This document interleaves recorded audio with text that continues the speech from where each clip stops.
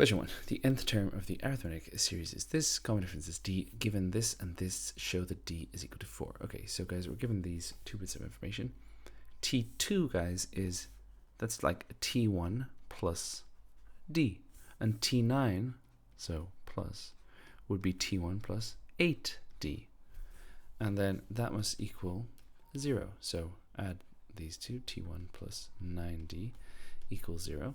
Similarly over here, this must be T1 plus 3d, because you add 3 differences to get to T4. And then you add 5 differences to get to T6. And then you add 9 differences to T1 to get to T10. This equals 14. This is 3T1 plus 17d equals 14. Solve them simultaneously.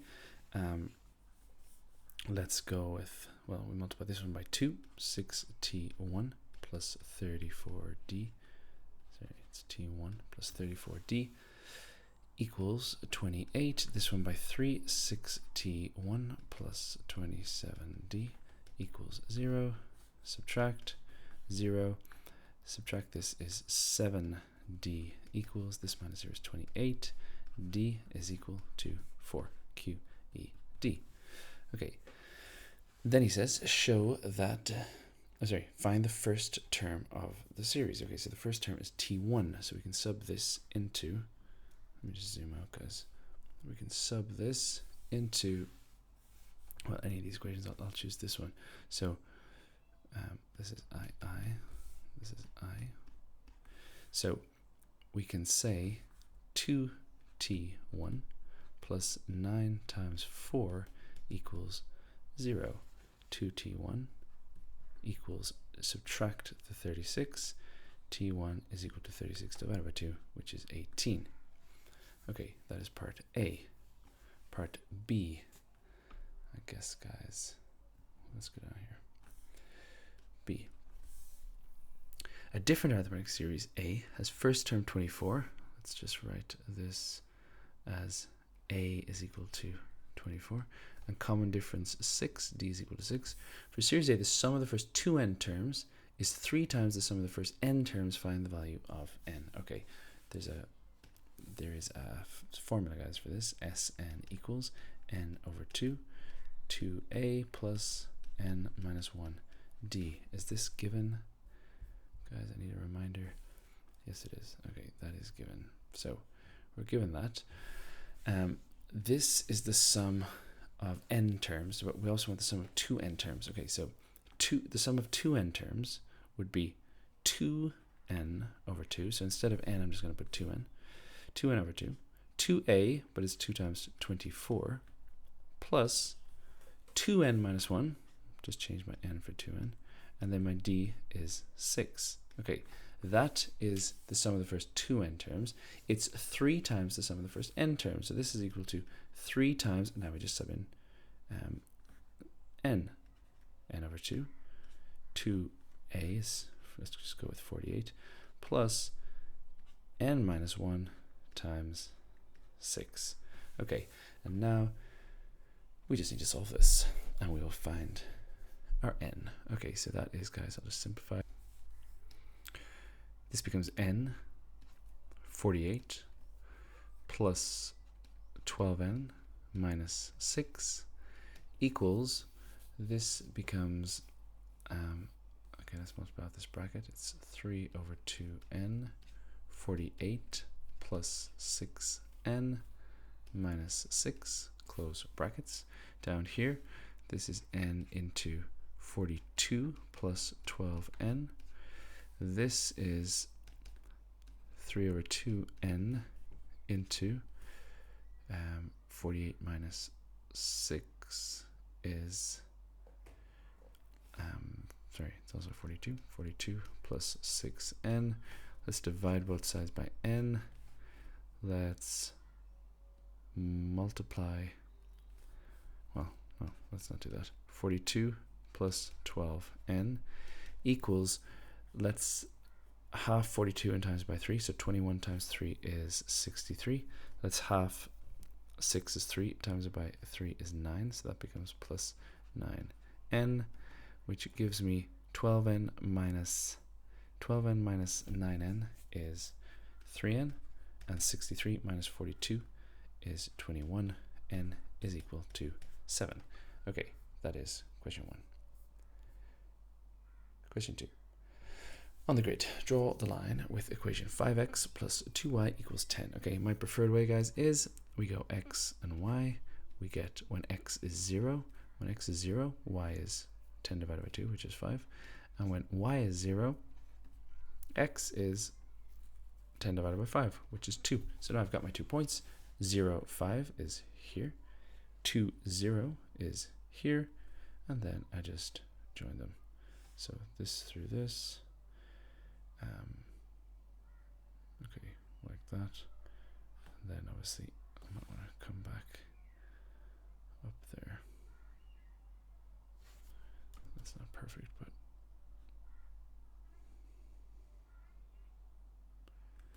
okay, something like that. Okay, then y equals x. That, guys, we should definitely know. It's just this diagonal here. I'll just go right to that point and through that like this. Okay, show by shading on the grid the region are defined by these inequalities. Okay, so I need, well, that's the one I've drawn. That's the one I've drawn. I now need to draw y is greater than -2. I'll just do this in a different color, guys. Down here, y is equal to -2. And x is greater or equal to 1, so x equals 1. We'll draw it here. Okay, so I can then shade in the region. So the region is y is less than x, so it's underneath here. This thing, 5x plus 2y, is less than or equal to 10, so it's going to be underneath this line here, so it's going to be this side of that line.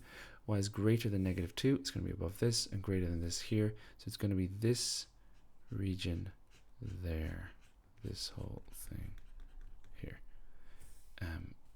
Shade the region, or, so let's just call it a big or here, so it's obvious. Okay, great. That, guys, I think is it. That is question 2. Don't need that. Question 3. Given that x minus 4 is a factor of this, show that p is equal to 4. Okay, if it's a factor, then we can say that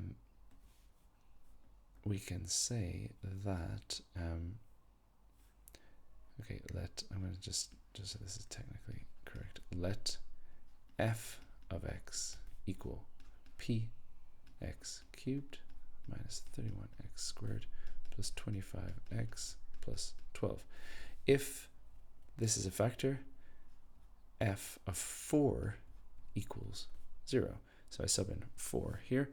I get 4 cubed times p, that's 64p, minus, well, 31 times 4 squared, which is 16, plus 25 times 4 is 100, plus 12 equals 0.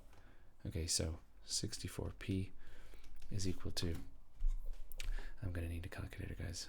So it is 31 times 16, 496. So this is plus 496, and then I'm going to subtract the 112.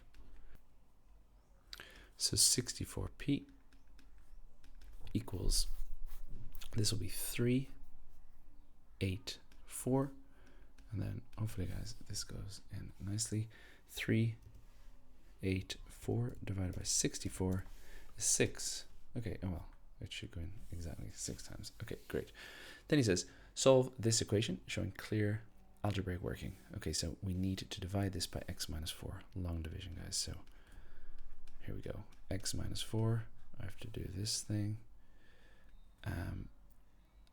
And this is 6x cubed minus 31x squared plus 25x plus 12. X into this goes 6x squared. This times this is 6x cubed. This times this is minus 24x squared. Subtract this minus minus, so that'll be plus, so that'll be 7. Sorry, it'll be negative 7x squared. Bring this down, plus 25x plus 12. This into this goes minus 7x. Multiply it out, minus 7x squared plus 28x. Line underneath, subtract 0, minus 3x. Bring down the 12. X into this goes minus 3, minus 3x plus 12. Subtract 0.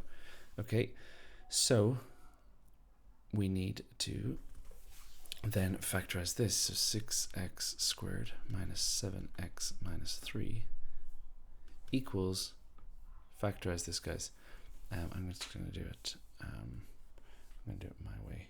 So 6x and x, 3 and 1 is not going to work.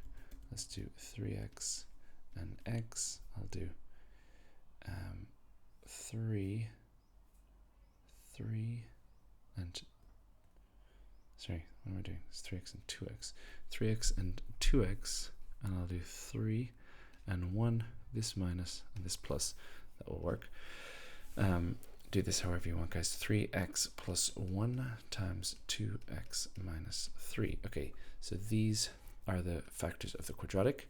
Therefore, what I'm solving is x minus 4, because this is also a factor, times 3x plus 1 times 2x minus 3 equals 0. Therefore, each of these is 0.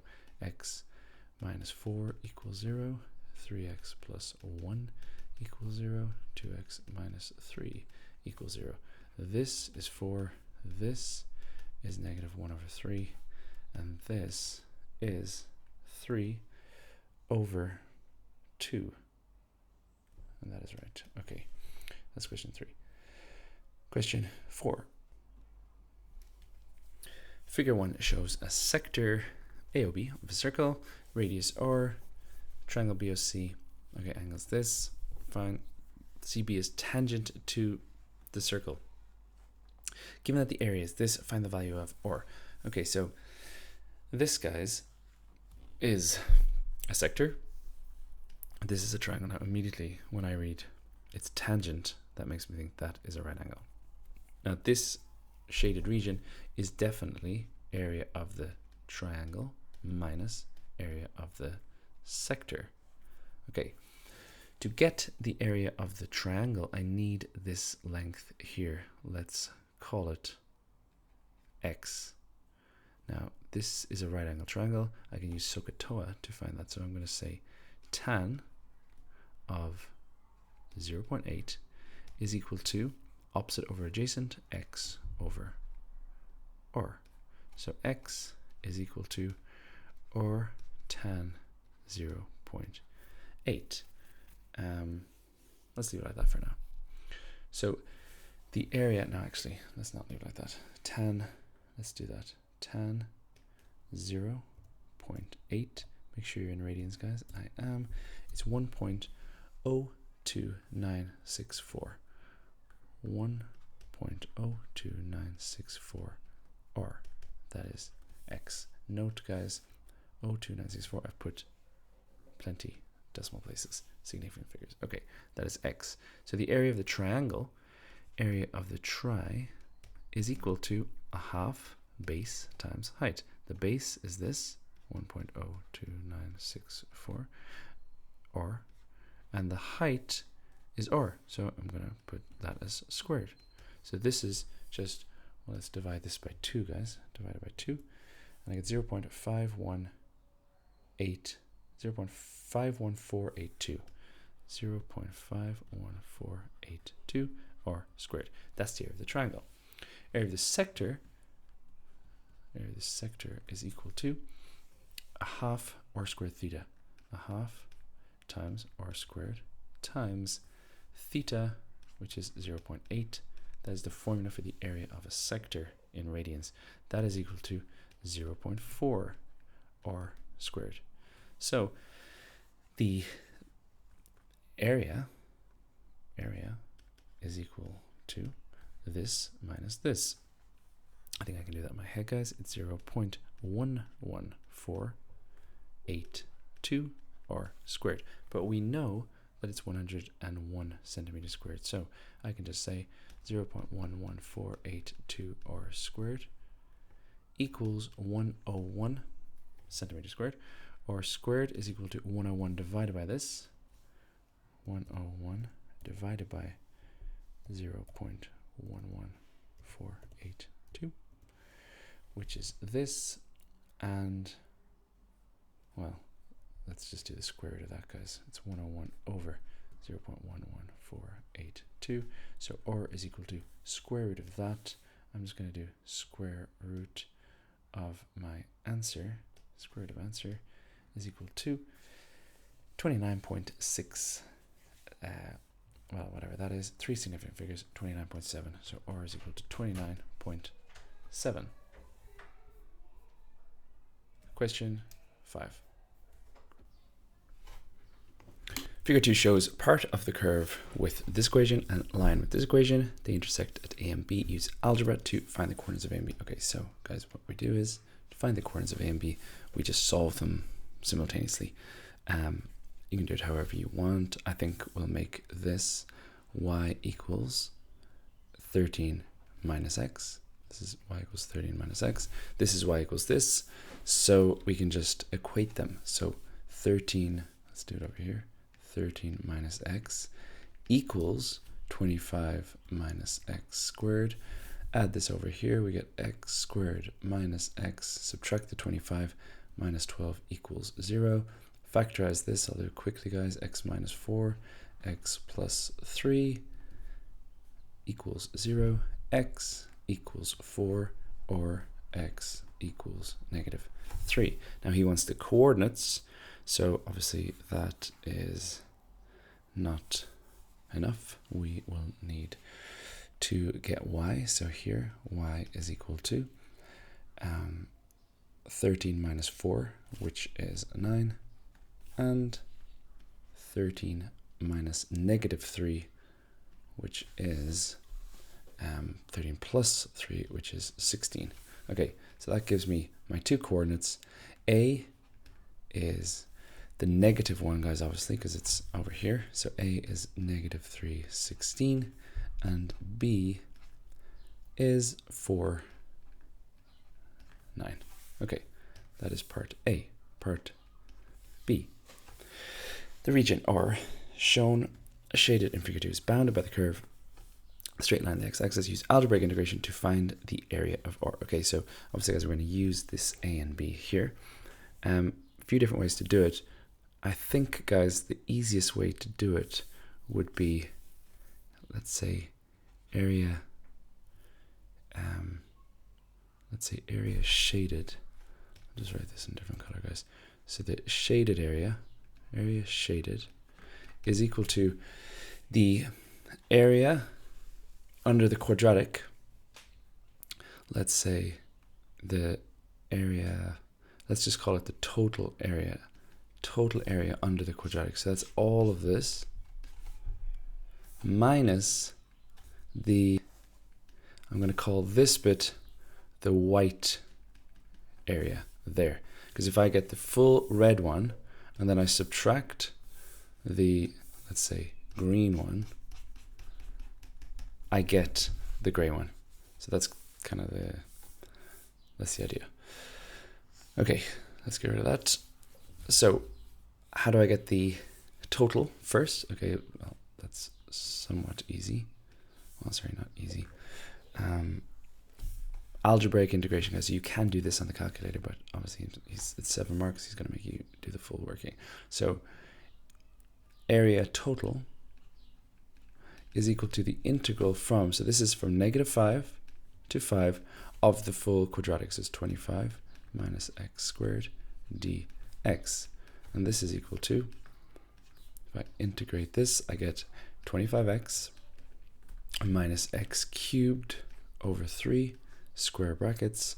This goes from 5 to negative 5. Sub in the 5. Let's do it here, guys.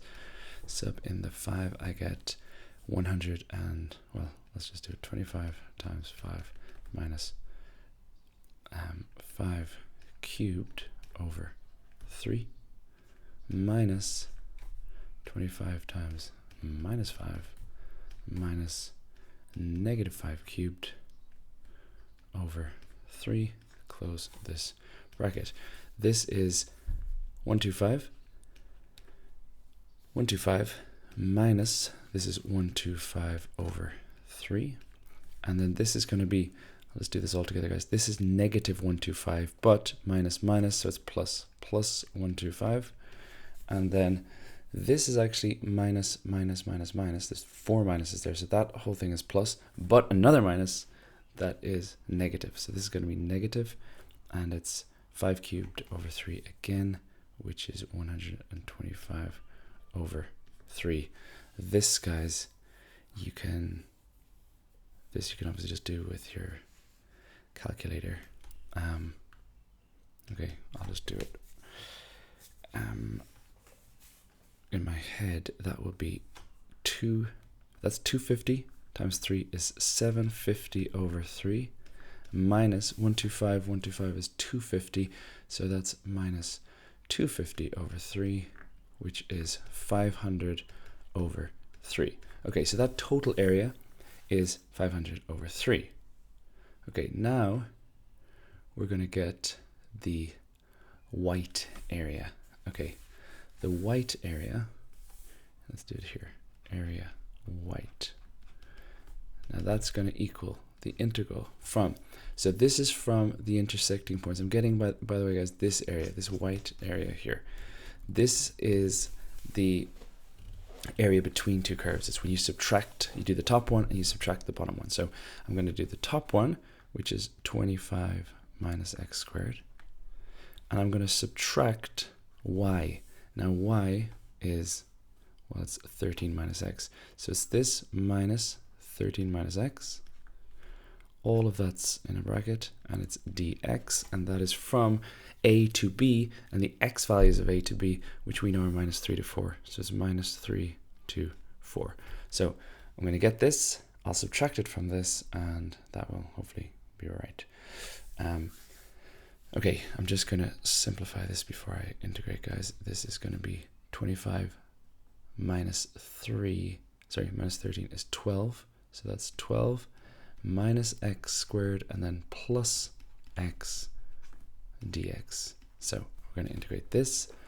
This becomes square brackets 12x minus x cubed over 3 plus x squared over 2, close brackets, minus 3 to 4 equals, sub in your 4, 12 times 4 minus 4 cubed over 3 plus 4 squared over 2 minus, sub in my 3, 12 times negative 3 minus negative 3 cubed over 3 plus negative 3 squared over 2, close bracket.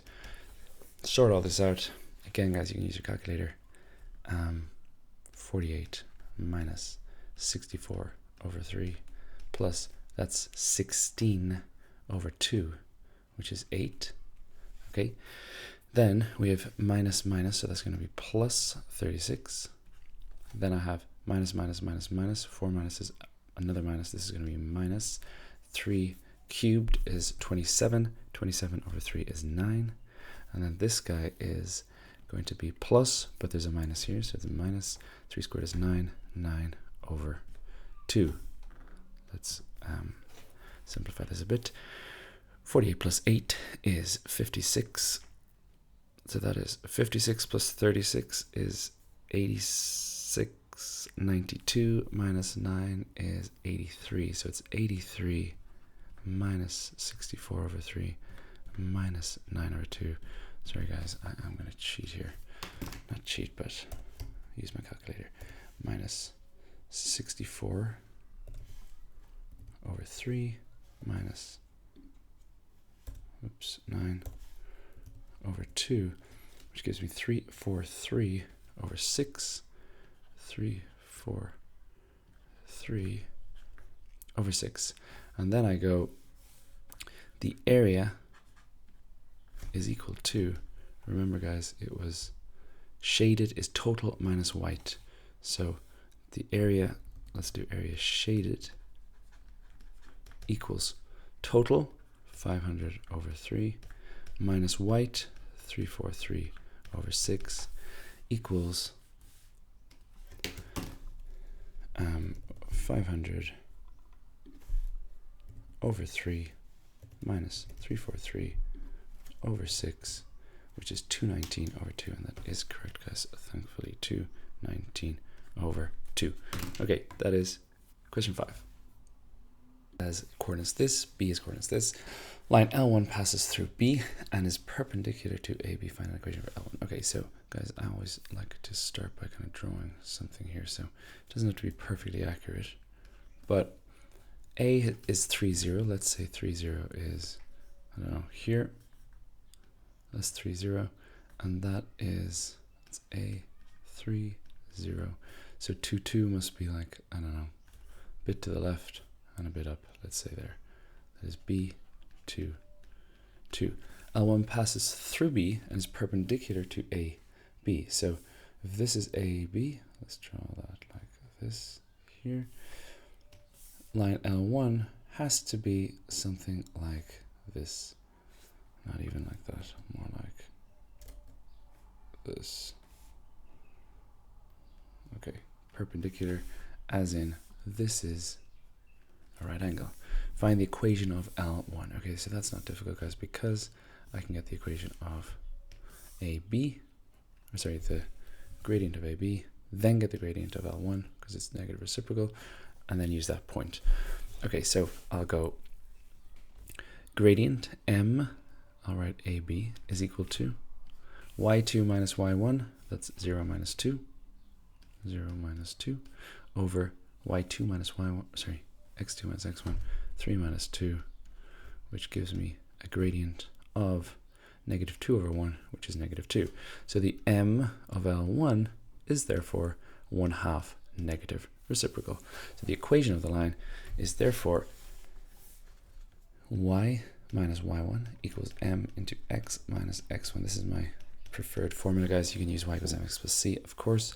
Then I'm going to sub in the point 2, 2. So it's y minus 2 for y1 equals m 1/2 into x minus 2 also for x1. He wants it in this form, multiplied by 2, 2y minus 4, multiplying everything by 2. This gets rid of the half here, so I'm just left with x minus 2. And then I think I will bring the 2y over here. So x minus 2y, add the 4, plus 2 equals 0.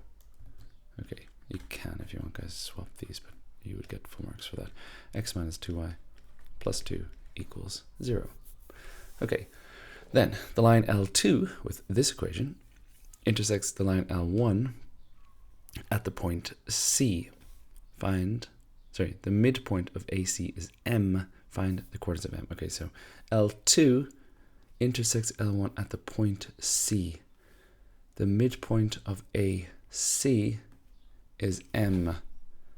Okay, so this guy, guys, first and foremost, I mean, I want to kind of draw it here, but if we look at it, if I was to rearrange this, it would be 7y equals x minus 3. So y is equal to 1/7 x minus 3 over 7. So the gradient of this line is 1/7. Okay, so it intersects L1 at C, so I don't know, it's going to be doing something like this. Now, we don't really know where C is, guys. Let's just say it's there. It intersects at C. Okay, so I'm going to say C is here. And it says C is the midpoint, sorry, the midpoint of AC is M. Okay, so that means here, the midpoint of AC is M. Find the coordinates of M. Okay, now, I don't actually know, guys, if the line's over here or over here. If this coordinate may not be perfectly in sync with these points, but the math will be correct. So, how do I get C first? So I need to solve these two equations simultaneously. So that will find me where they intersect. So I have my equation, x minus 2y plus 2 equals 0. And I have this equation, x minus 7y minus 3 equals 0.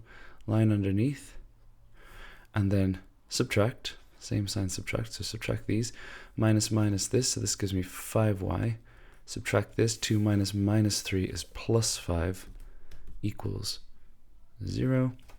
5y equals minus 5, y equals negative 1. So y is negative 1, and then x minus 2 times negative 1 plus 2 equals 0, which means x plus 4 equals 0, x equals negative 4.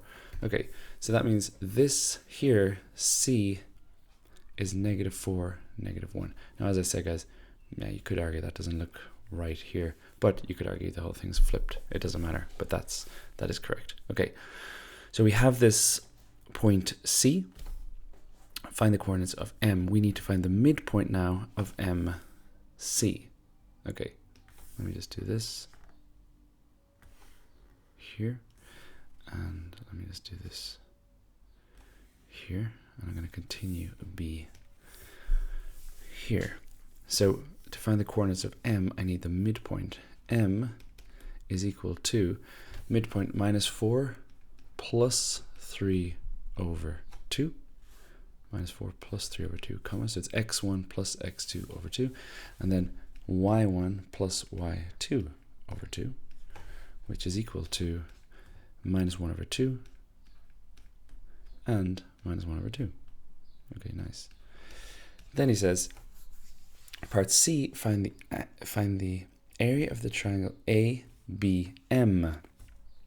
Okay, ABM.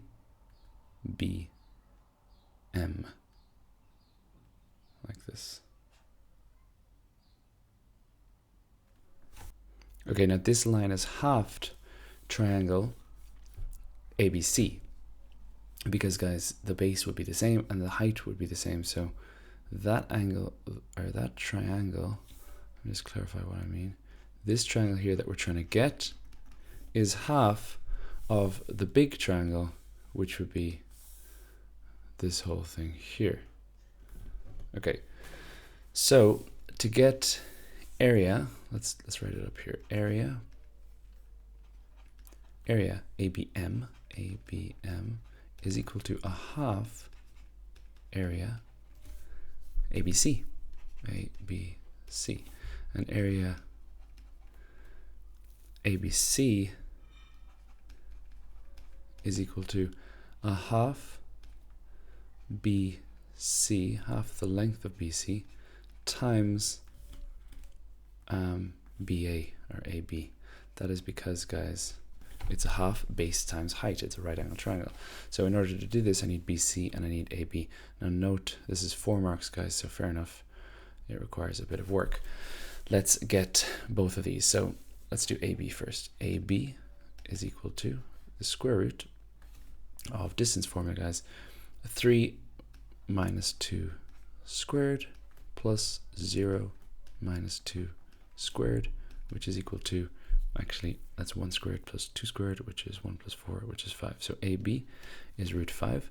Then BC is equal to the square root of 2 minus minus 4, which is 2 plus 4 squared, plus 2 minus minus 1, which is 2 plus 1 squared. This is equal to the square root of 36, 2 plus 4 is 6 squared is 36, plus 9, which is equal to root 45.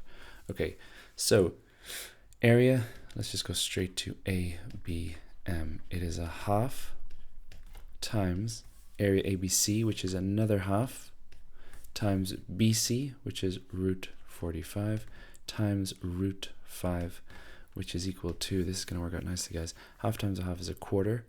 Root 45 is actually root 9 times root 5, which is, okay, and then, sorry, times root 5. So this becomes, that's 3. Root 9 is 3. Root 5 times root 5 is 5. So that is equal to 3 times 5, which is 15 over 4. And that, guys, is the answer. Okay, that, everyone, is question 6.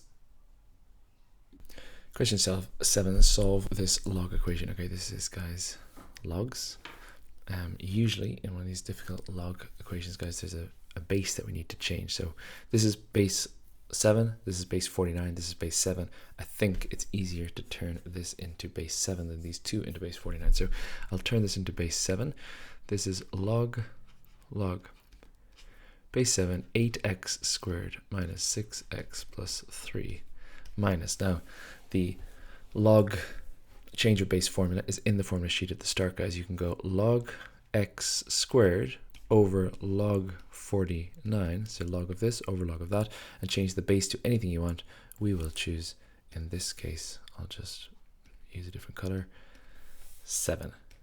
Okay, then this equals 3 log 2 base 7.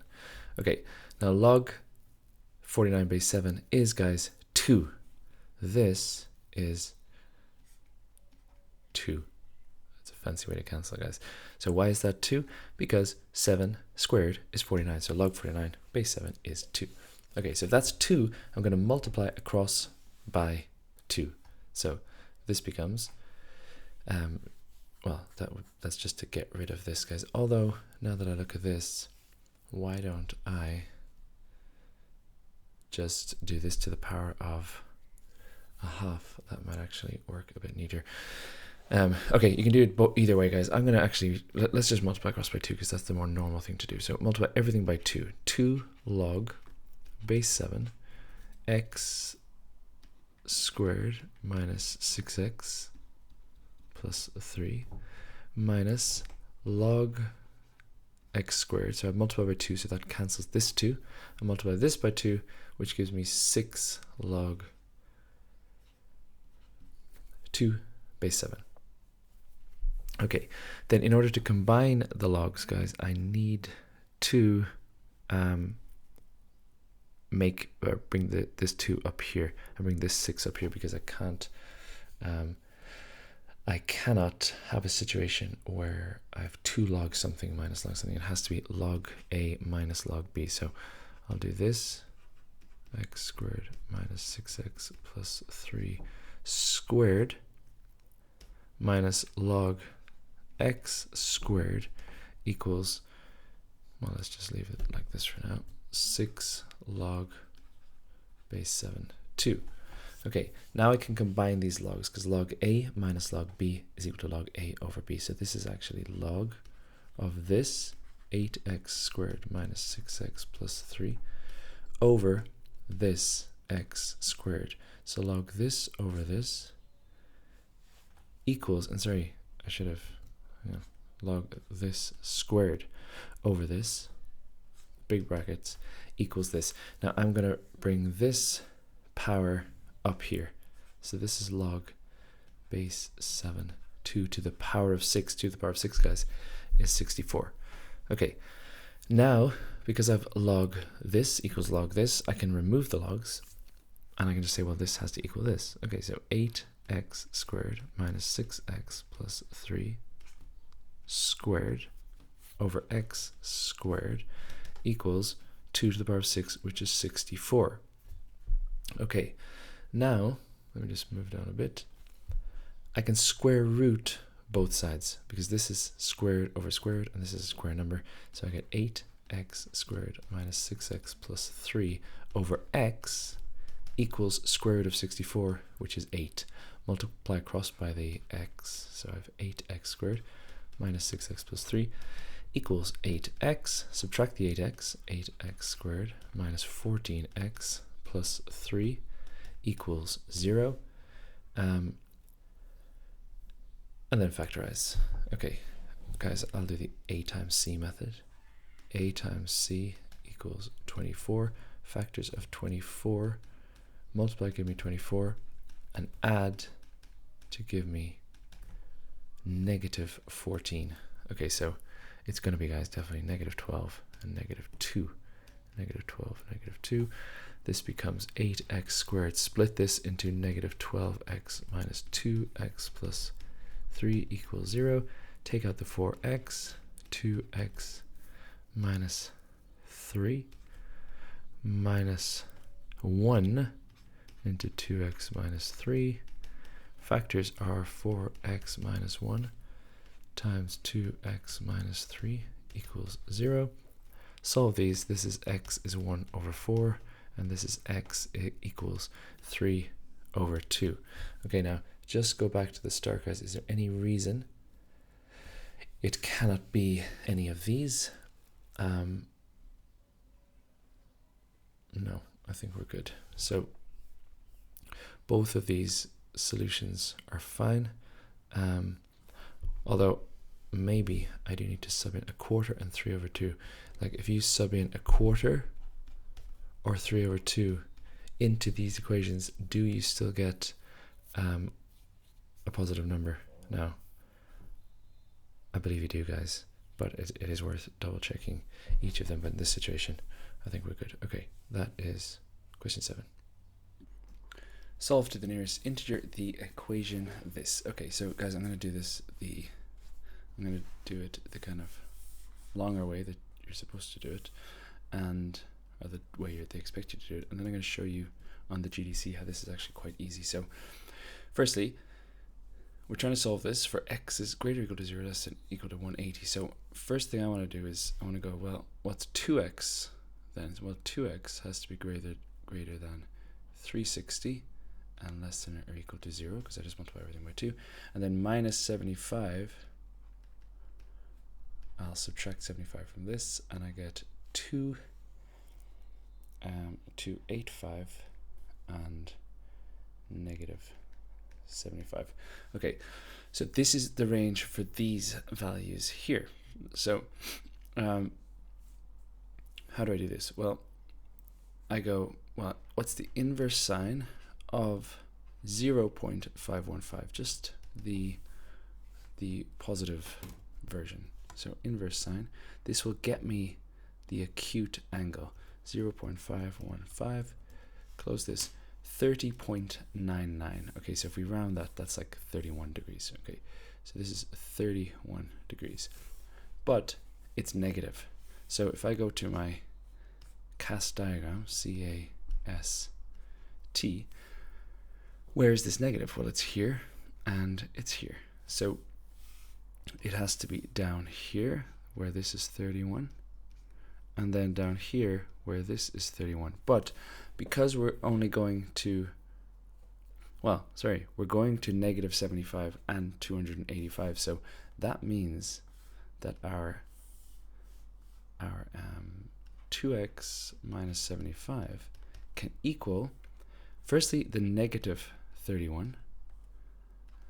That's this way. We're going negative here. But it could also equal the 180 plus 31, which is 180 plus 31 is 180 plus 31 is 211. Okay, so it's this. It cannot, I cannot go any further. I cannot say it's equal to this 300 and what would that be, 29, because it's beyond this range of values. So it's this, and then I need to add 75 to both. So this is 31 plus 75 is 44, and then this would be 286, and then divide by 2, and I get 22, and 22, sorry, I don't even have to put the degrees there because it's this many degrees. So x is 22 and 143, and that's the answer. So that's the answer. That's the way you're supposed to do it. I just want to show you guys with the graphic display calculator that some students have and you are allowed. It's way easier. You can literally just do this. You can go, now firstly I'm in degrees, so let's change that to, sorry, I'm in radians, let's change to degrees. Now I can just literally type in this. Well, I can do trig sine here. Sine 2x minus 75, close brackets, press enter. This looks weird just because it's in degrees, so let me just change my window settings. So I'm going to go from, let's just go from minus, I don't know, minus 360 to, well, because I'm going from 0 to 180, I can just do that actually. But let's go from minus, I don't know, 30 to 210. And let's go from, I don't know, minus 2 to 2. Okay. And then where does this equal? Negative 0.515. So I just draw negative 0.515 and I get this. And then where they intersect, which is here and here, this is my solution. Now that's going to be 22 and that's going to be 143, I bet. So I go window, no sorry, I go analyze graph, I go intersection, and then I go here to here, there's my 22. And then I do it again, analyze graph, intersection, here to here, and there's 143. So obviously much easier, guys, if you get the hang of the calculator, but definitely want you to know how to do it this way as well. Okay, that is part A. Part B, let's go up here. Part B. Giving your solutions to one decimal place where appropriate to solve this equation. Okay, so tan and sine. So I have a tan and a sine, guys. I don't want two different trig ratios, so let's make the tan into sine over cos. So 2 sine y over cos y is, sorry, plus 5 sine y is equal to 0. Okay, and then what I'll do is I'll take out the sine y here, guys. If I take out sine y, here I get 2 over cos y plus 2 over cos y plus 5 equals 0. And then I can have either this is equal to 0, sine y is equal to 0, or 2 over cos y plus 5 equals 0. This one, we're going from 0 to 180. So in this situation, where does sine equal 0? Well, it equals 0 at 0 or at 180. If you want to look at your diagram here, guys, sine is 0 there, because remember it's the y coordinate, and here, so 0 and 180. Sorry, 180, I wrote 18. 180. And then this one, rearrange. Let's go 2 over cos y equals negative 5. Multiply across and divide. Cos of y is equal to 2 over negative 5, which is negative 2 over 5. Now between 0 and 180, again, it's, where's cos negative? Well, it's over here. It's in this quadrant. So if I just draw another one, let's draw another diagram here, guys. It's going to be over here, C-A-S-T, because this is where it's negative. And I need to find that angle there.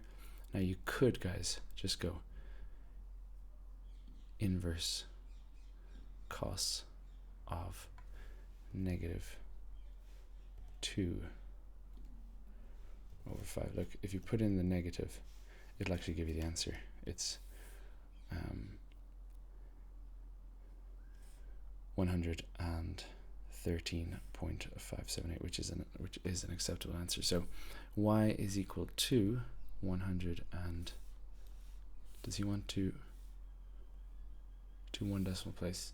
So 113.6. 113.6. Now, if you wanted to do it the kind of what I would call the correct way, is you find the acute angle. The acute angle is inverse cos of just 2 over 5. 2 over 5 like this. You get 66.42. This angle is 66 point, let's say 4, and then that's the one you want, which is 180 minus 66.4, which is obviously the 113.6. Okay, part C.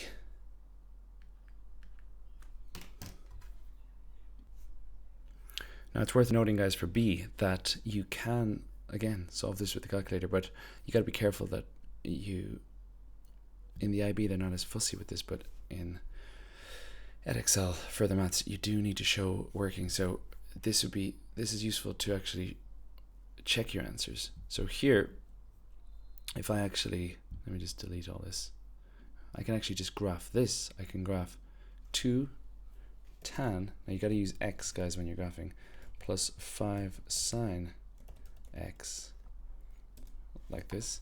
And then where does it equal 0? Now that looks like a funny graph, but well, it doesn't really matter what it looks like. The solutions are there, there, and there.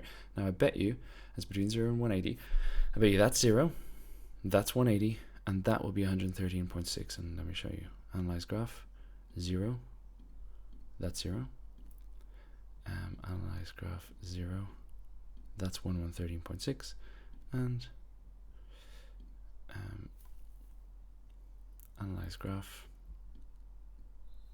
0, that is 180. Okay. Part C, explain mathematically why there are no values of theta that satisfy this equation. Okay, so essentially try and solve the equation, and then you'll find out that you can't solve it, and then you'll explain why you can't solve it. So let's do this first. So we have a cos squared, a sine squared, and a sine. My first thought is definitely turn this cos squared into the 1 minus sine squared. So I can turn cos squared into 1 minus sine squared theta. That is the Pythagorean identity.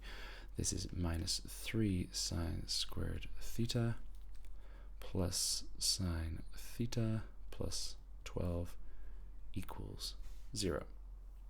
Okay, now we're going to solve this and show that it has no solutions. Let me just go up here.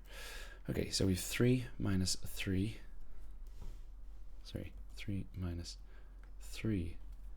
sine squared theta minus 3 sine squared theta plus sine theta plus 12 equals 0. 3 minus 6 sine squared theta plus sine theta plus 12 equals 0. And then we have minus 6 sine squared theta plus sine theta plus 15 equals 0. Then I like to change the signs here, guys, just so this is positive. So 6 sine squared theta minus sine theta minus 15 equals 0. Factorize this. Let's do AC equals negative 6 times 15 is 90. Negative 90. That is definitely going to be, this is going to be 9 and 10. So it's going to be negative 10 times 9 equals negative 90. And negative 10 plus 9 gives me the negative 1 that I want here. Okay, this gives me sine squared theta minus 10 sine theta plus 9 sine theta minus 15 equals 0. Factorize this. Take out the 2 sine theta into 3 sine theta minus 5, and then plus 3 into 3 sine theta minus 5 gives me 2 sine theta plus 3 brackets 3 sine theta minus 5 equals 0. Solve this. 2 sine theta plus 3 equals 0, and 3 sine theta minus 5 equals 0. Down here, solve this. Sine of theta is negative 3 over 2. Here, sine theta equals 5 over 3. Now, guys, we know. Now, he says, let's just go back to the question. He says, explain mathematically why there are no values of theta that satisfy this equation. Well, sine of theta has to be between sine of theta is bigger or equal to negative 1 and less than or equal to 1. If you recall from our unit circle or your graph, sine of x or sine of theta does not go above 1 and it does not go below -1. So there are no solutions here. So you can say as sine of theta is greater than or equal to -1 less than 1, there are no solutions. So you cannot get a solution for this. If you tried, guys, doing inverse sine of -3/2, you get math error, no solution. Okay, that, guys, is this question. What number is it? Question 8. Done. Next, question 9. Question 9, expand this in ascending powers of x up to and including the term in x cubed. Okay, so guys, this is the formula from the formula sheet. Let's go A. Very easy, we just sub it in. Well, it's not that easy, but I think for a question 9, it's pretty okay. So what we have is 1 minus 4x to the power of a half. Square root is a power of a half. This equals, so in this situation, our 1 is 1, and our x is minus 4x. And our n is a half. So this becomes 1 plus our n, which is a half, times x, which is -4x, plus our n, which is a half. Our n minus 1 is -1/2, over 2 factorial, times x squared. Again, our x is -4x squared. And we're going to go one more, plus a half times -1/2 times -3/2, subtract 1 again, over 3 factorial, and then again times -4x cubed, and then ... Okay, then we just simplify all this. This is going to be 1. That'll be minus 2x if you expand that. This, guys, is going to be minus minus minus, it's 3 minuses, so it's going to be minus. There is, well, 4 squared is 16, so it's 16, and then there's 2 times 2 again at the bottom, all divided by 8, and then there's an x squared, and then this one is going to be minus minus, minus minus minus, 5 minuses, so it's going to be minus again.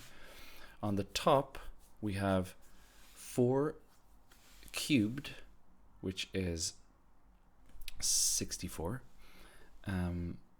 Okay, so let's just write it as 64, then times 3, all over 2 times 2 times 2 times 3 times 2, so that's 8 times, I don't know, we can do times 3 times 2, because that's 3 times 2 times 1, 2 times 2 times 2 is 8. Okay, however you want to do that, guys. And then x cubed, that cancels with that. One of these goes in 8 times, and actually then one of these goes in 4 times, so we're left with 4x cubed. So this is equal to 1 minus 2x. Maybe you should say approximately equal to, guys, because we've now got rid of the plus ... Minus 16 over 8 is 2, so it's 2x squared. And this is minus 4x cubed. Okay, part B. Use your expansion with a suitable value of x to obtain an estimate for root 0.67. Okay, so if I want root 0.67, I'm going to say, well, this 1 minus 4x in the root is equal to 0.76. And then find x. So we'll just rearrange. 4x is equal to 1 minus this, which is 0.24, and x is equal to 0.06. Okay, so now I'm going to sub in 0.06 into this. So the square root of 0.76 is then approximately equal to 1 minus 2 times 0.06 minus 2 times 0.06 squared minus 4 times 0.06 cubed. Calculator, please. And I get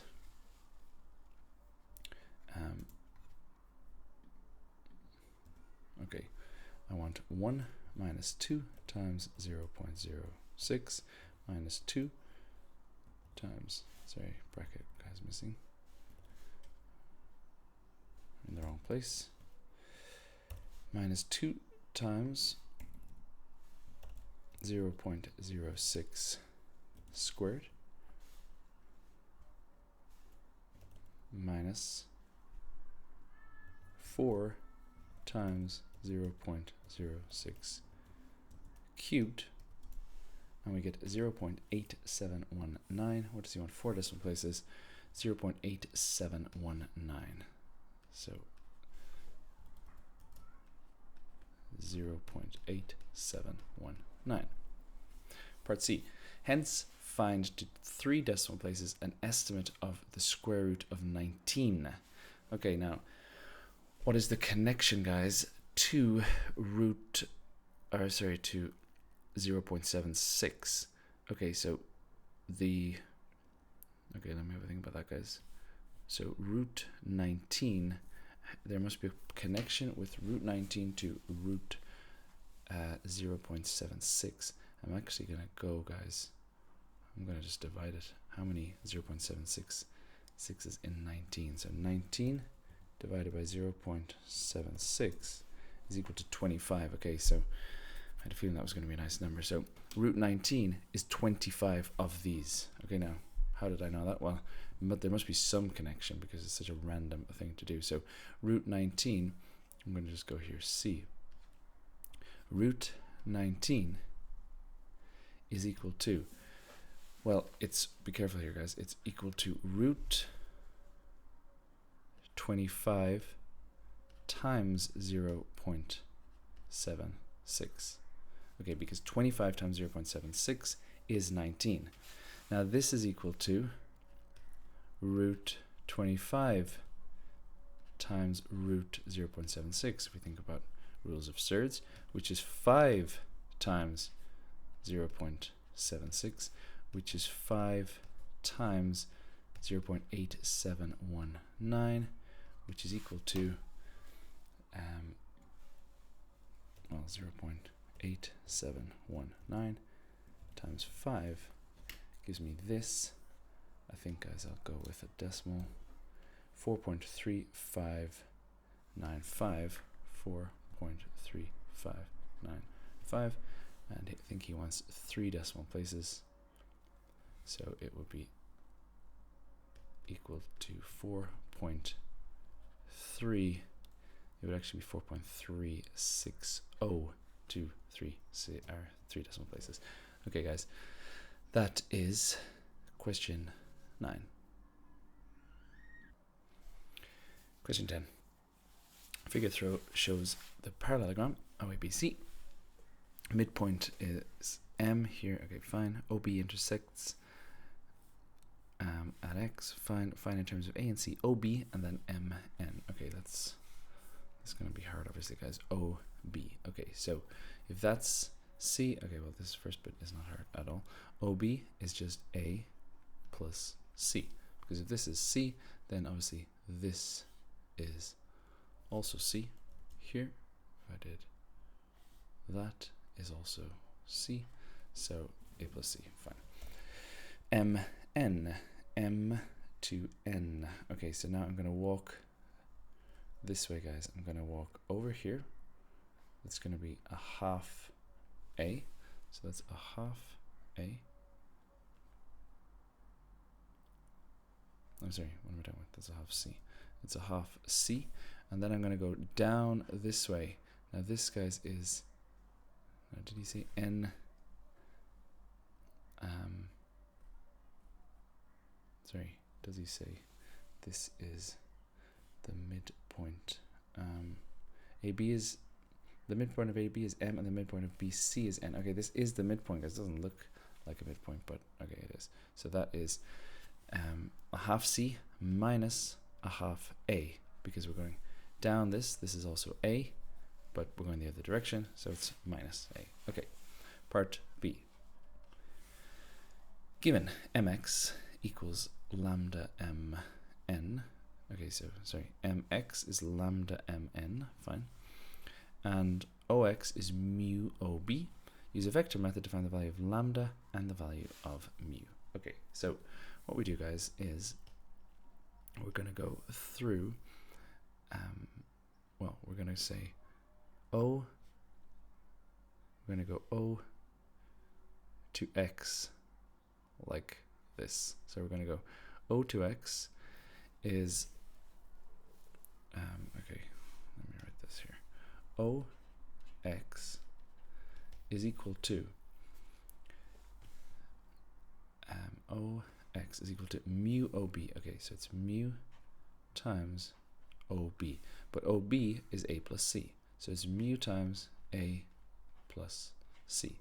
So that's how we get from O to X, and I can call this, guys, mu A plus mu C.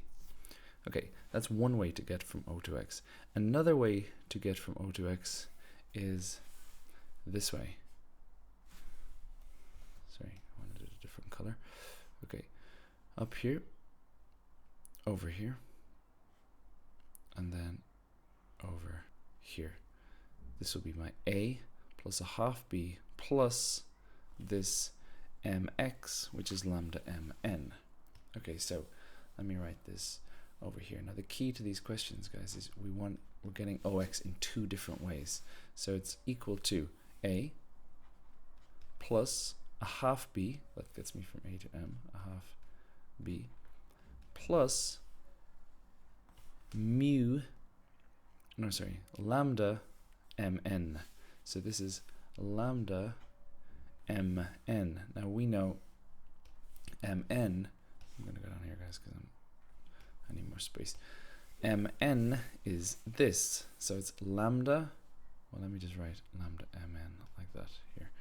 So it's A plus a half B plus lambda times mn, which I have found to be half C minus a half A.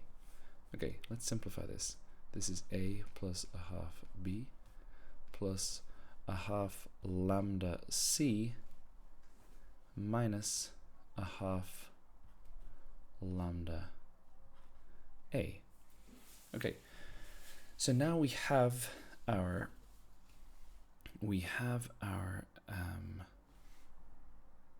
sorry, guys, let me just see this 1 second. A plus a half B. Sorry, when I put B there, I didn't mean to put B. I meant to put C. Okay, so this is a half C. Sorry, guys, I was wondering why I had 3 variables there. Okay, this is a half C, and a half C. Okay, simplify this, or let me just bring my A's together, guys. So I have A minus a half lambda A plus a half C plus a half lambda C. Now if you want, because I'm going to equate these with this guy, if you want to factorize out the A, it's 1 minus a half lambda. So it'll be 1 minus a half lambda. Really, I should put the A that side because that's the vector. Plus, sorry guys, I forgot a C again. Take out the C, put it at the end, so it'll be a half plus a half lambda C. Okay, so now we have two OXs. So this, the A's must equal the A's and the C's must equal the C's because they are vectors. So the mu must equal this, and the, well, also the mu must equal this, because basically the coefficient of A must equal the coefficient of A here, and the coefficient of C here must equal the coefficient of C here. So I can just make two simultaneous equations. So mu is equal to 1 minus a half lambda, and mu is also equal to a half plus a half lambda. Now the simultaneous equations, guys, you can solve these however you want. Seeing as I have mu and mu, I can just equate them. I can equate the lambdas, or the right hand side. So 1 minus a half lambda must equal a half plus a half lambda. Okay, solve this. I think, guys, my preferred way here is just multiply everything by 2. So I get 2 minus lambda equals 1 plus lambda. add the lambda over here, subtract the 1 here, so I get 2 lambda equals 2 minus 1 is 1, so lambda is equal to a half. Okay, so let me just go over here, lambda equals a half, and then mu is equal to 1 minus a half lambda. Lambda is a half, so that's 1 minus a quarter, which is equal to 3/4. Use your calculator if you need. Okay, that's question B, guys. 8 marks. Not bad. Part C. Hence, find in the simplest form the ratio area of quadrilateral. Okay, let's go back here. Area of quadrilateral OXNC. Okay, now I'm going to just erase all this, guys, so I know what's going on. Area of quadrilateral OXNC, that is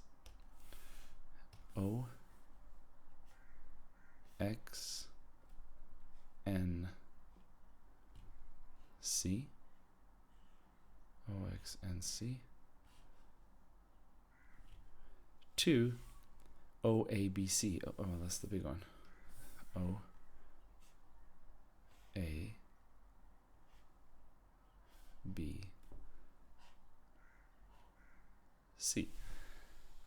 Okay, so I need to find, the ratio, the area of this to this, which is bigger. Okay, now let me have a think about this for a second. So if this is a half, guys, so this here is 1/2 of this. So what we can do is we can actually find, I think, that little triangle here. So sorry guys, I'm thinking live here. I have no idea how to do this. This is, I just like the look of this little triangle here. Okay, because this is half of this, but we obviously are missing a bit here. So because this is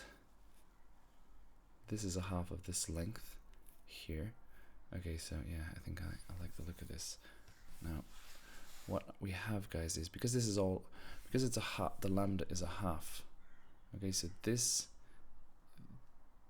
is half of this. These are in halves, and then this is in half. So everything's in a half. So what we have is this quadrilateral here, that parallelogram, let's say.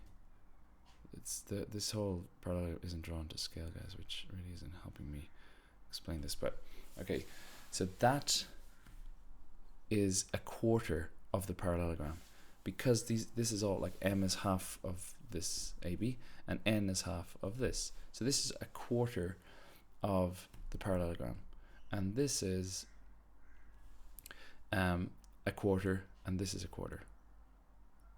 Okay, so now what we have is, what fraction of the whole thing is this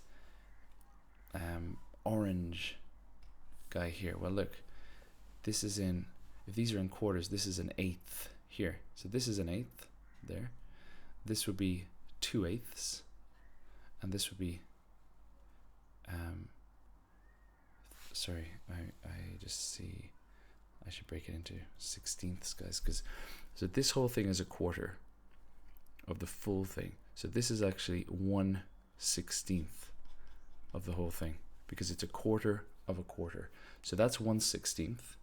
That's a quarter. Okay, let me just write down everything what I mean here, guys. This is, okay, this is a quarter. This is an eighth, and this is 1/16 of the whole thing. Okay, now I hope that makes sense, guys. So I'll just try and maybe explain it one more time. I want this orange area.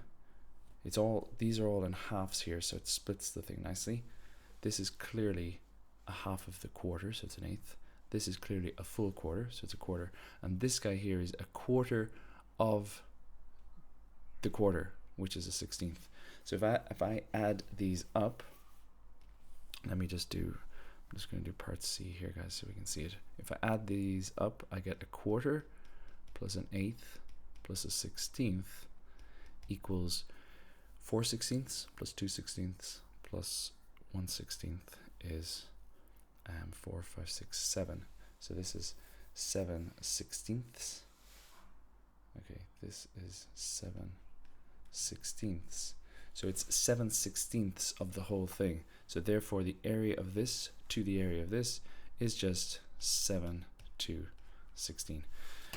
Okay, sorry guys, that may not have been my best explanation, but I genuinely didn't know how to do it, so hopefully it makes sense. Let me know if it doesn't. Okay, that is question 10, guys. Done. Question 11.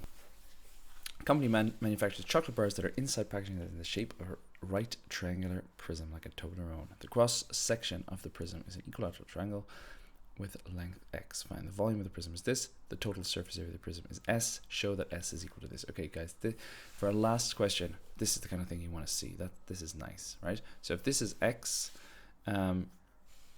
this is obviously x, this is x, and this here is, let's call it, it's the length or the height. Let's call it the height.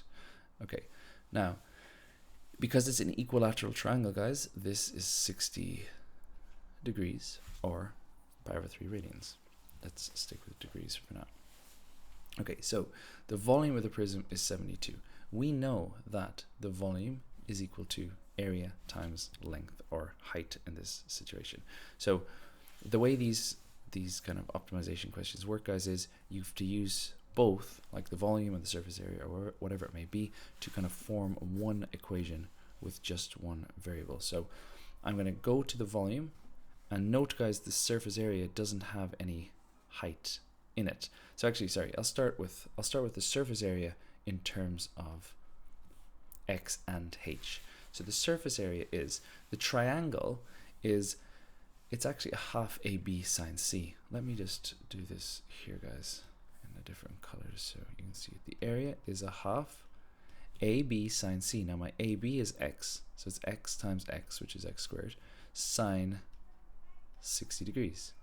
Now you may know, guys, that sine 60 is, well, maybe you do or maybe you don't, is root 3 over 2. So it's a half x squared times root 3 over 2, which is actually equal to root 3 over 4 x squared. That is the area of this triangle. Okay, so our surface area is going to be 2 of these. So 2 times root 3 over 4 x squared. 2 of those plus 3x times height, because this is a rectangle, the side of the Toblerone. So it's x times height, and because it's equilateral, they're all the same. So it's just x times h. So this is going to look like that. The first bit is already this, because the 2 cancels with the 4, so I get root 3 x squared over 2. The second part is different, because I have a h, he has no h. So what do?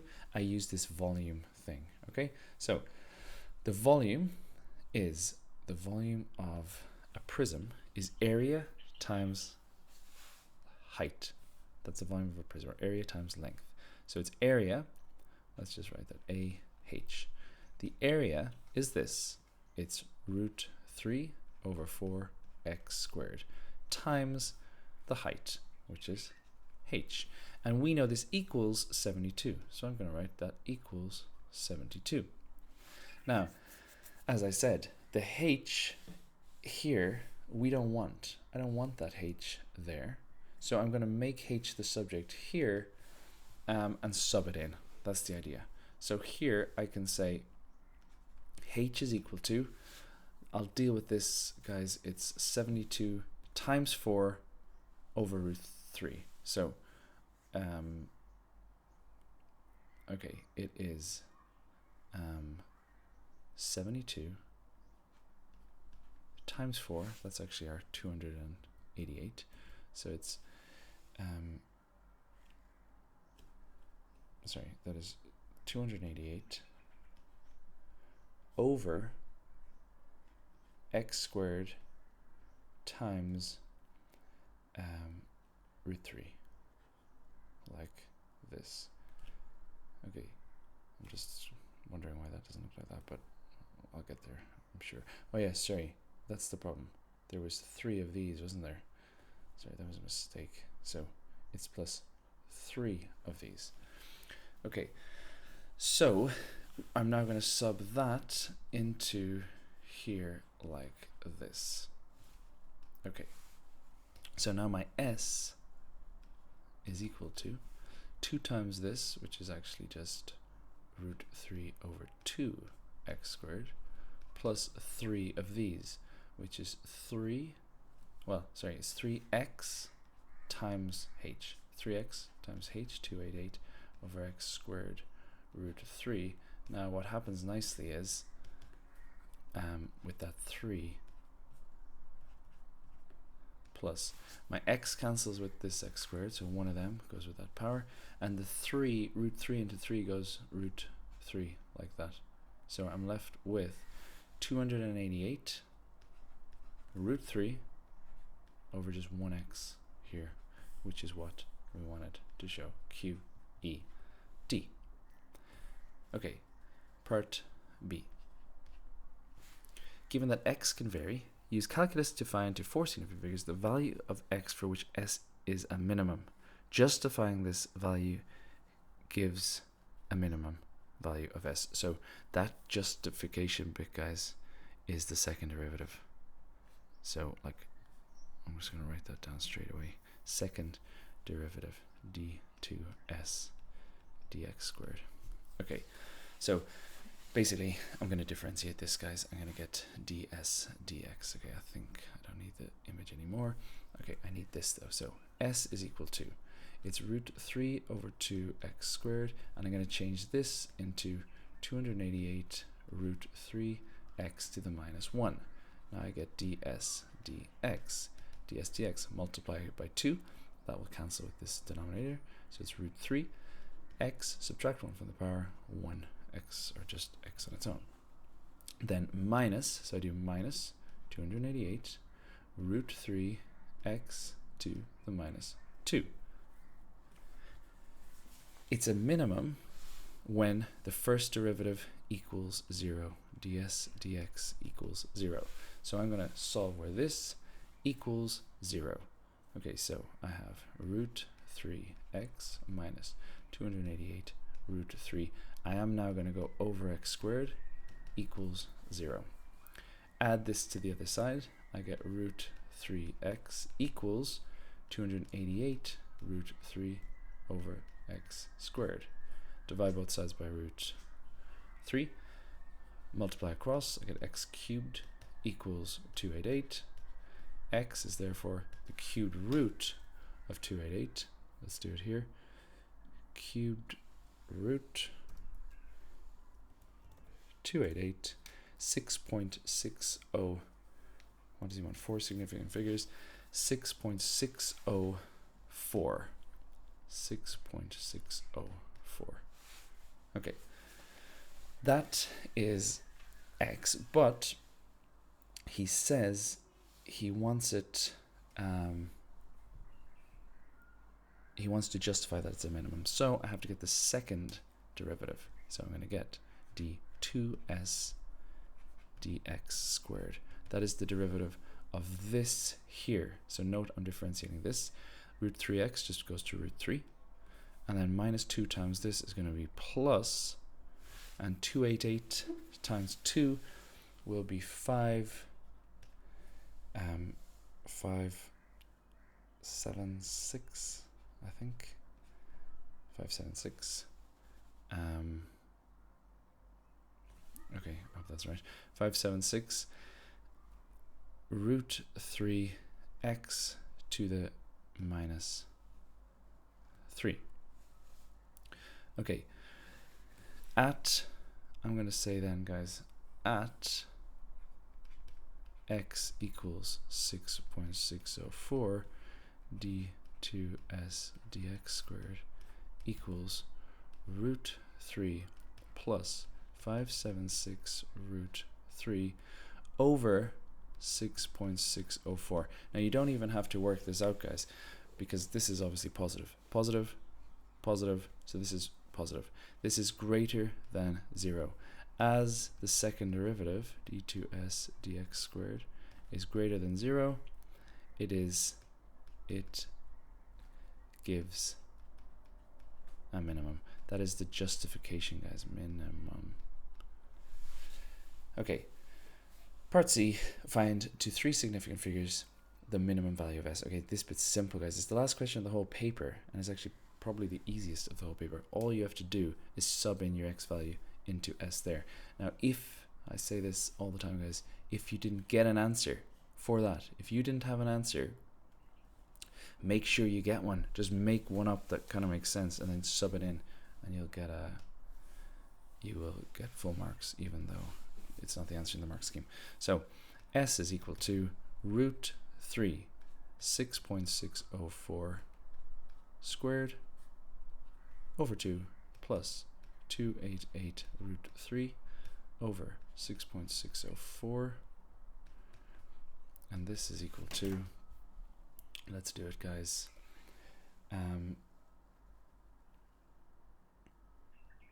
okay, root 3 times 6.604 squared over 2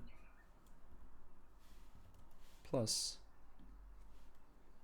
288 root 3 over 6.604, and we get 113 to 3 significant figures. 113, 3 sig figs. Okay, that's it, guys. That is the paper. That is question 11. How would I rank that paper? Hard, but I've seen worse. Certainly the one I did previous to this, which was 219, 2HR. That was, I think, worse, but this question was tricky too. Okay, see you guys for paper 2.